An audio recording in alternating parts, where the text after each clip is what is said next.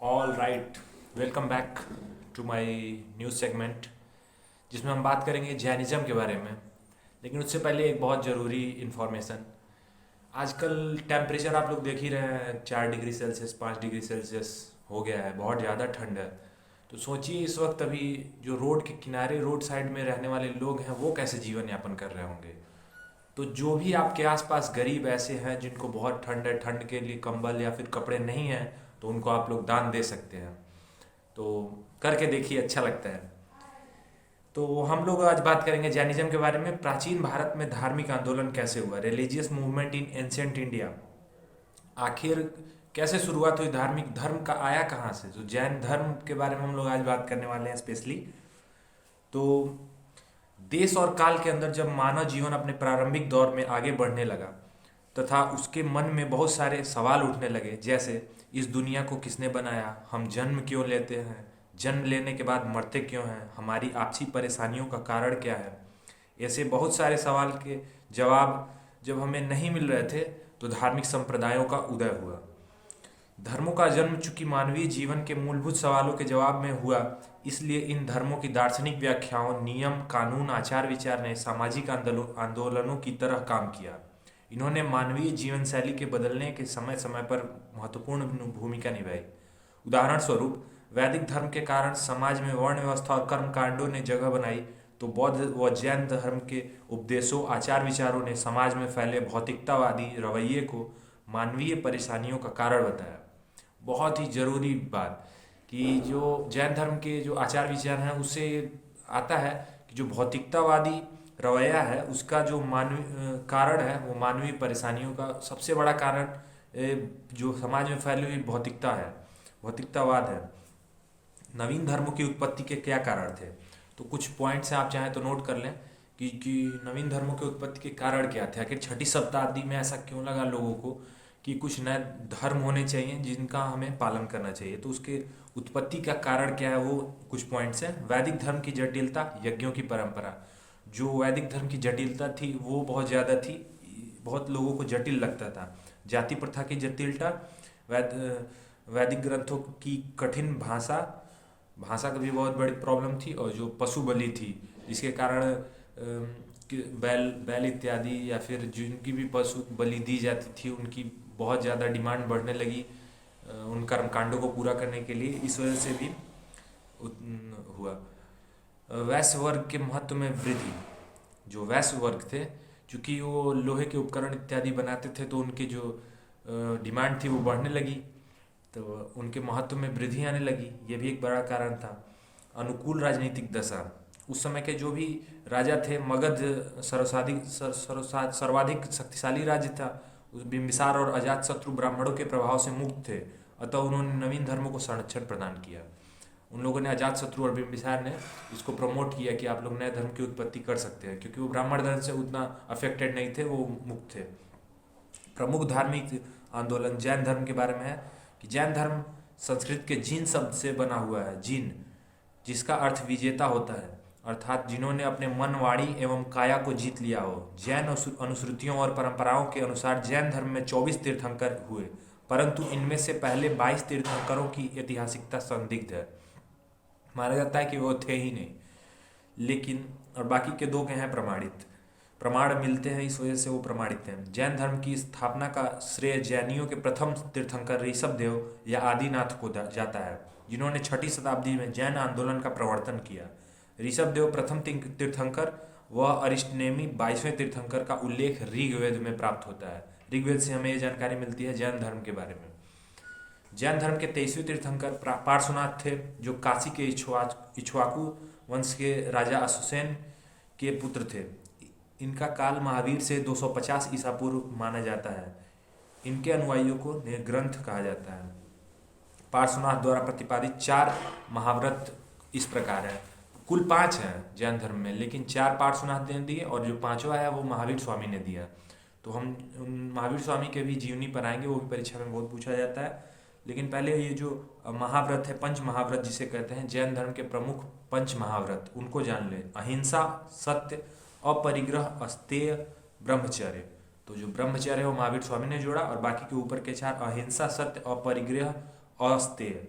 जीवन की हिंसा, हत्या, जीवों की हिंसा या हत्या न करना, सदा सत्य बोलना, संपत्ति इकट्ठा न करना, चोरी न करना और इंद्रियों को वश में करना, ये पंच महाव्रत हैं।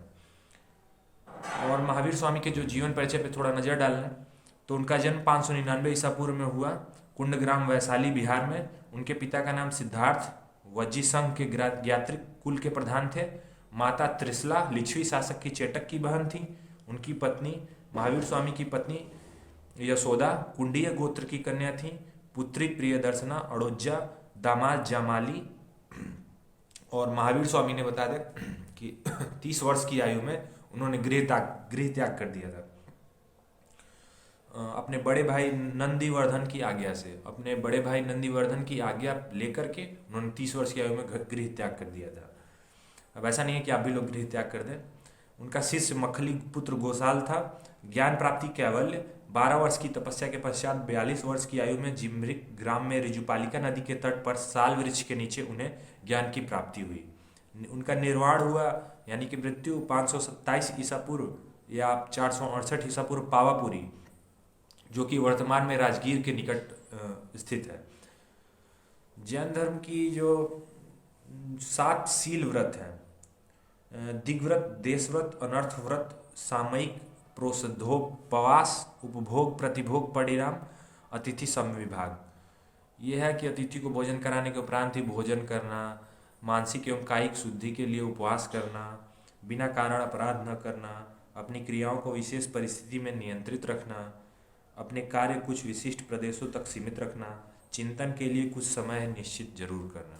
मतलब चिंतन के लिए भी कुछ समय निश्चित करना चाहिए, ये जैन धर्म सिखलाता है।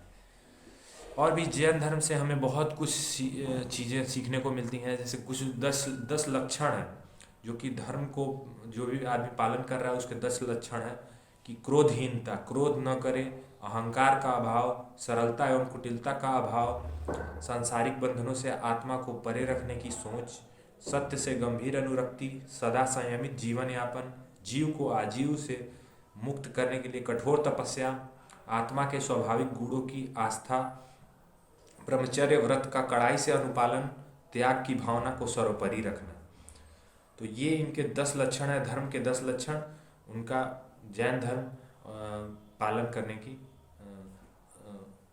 सुझाव देता है। त्रिरत्न, सम्यक दर्शन, सम्यक ज्ञान, सम्यक आचरण, ये त्रिरत्न है। वास्तविक ज्ञान, सत्य में विश्वास, सांसारिक विषयों में उत्पन्न सुख दुख के प्रति संभाव।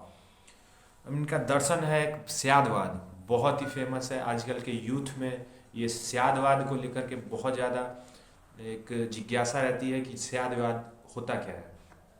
तो आज हम लोग जानेंगे कि स्यादवाद आखिर है क्या। यह ज्ञान संबंधी जैन सिद्धांत है। इसके अनुसार दृष्टिकोण की भिन्नता के कारण हर ज्ञान विभिन्न स्वरूपों में व्यक्त किया जा सकता है। इस सप्तभंगी ज्ञान को स्यादवाद कहते हैं। जैनियों ने अनेकांतवाद सिद्धांत की तार्किक परिणति उनके सिद्धांत स्यादवाद से ही होती है।